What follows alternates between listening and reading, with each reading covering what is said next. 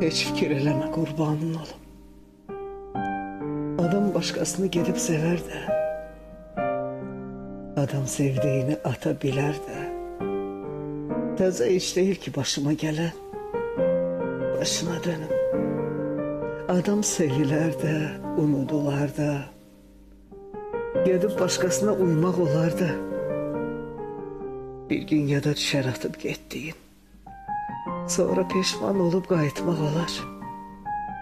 Adam bağışlar da, bağışlamaz da. Hiç 100 yıl geçmemiş atıp gittiğin, yerinden durunca uçup gelersin. Üstünü çırpınca bakıp gülersin. Gözünü açınca çıkıp gidersin. Hiç fikir eleme kurbanın olum. Adam aldanar da, pişman olar da. Sana yalvarırım. Sana yalvarırım, yüzünü üzme.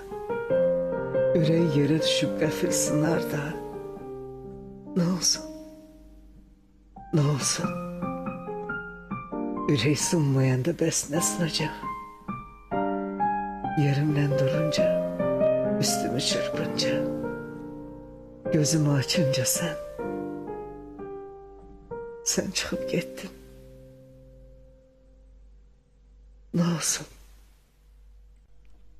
Ne olsun? Adam sevdiğini atıp gider de, bana bircə kəlmə yaz. Bana bircə kəlmə yaz. Evin istini beni uyandırır. Uyandırır ki, sana kış paltarı alırım indi. Ne olsun? Adam soyuyor da, adam yanar da.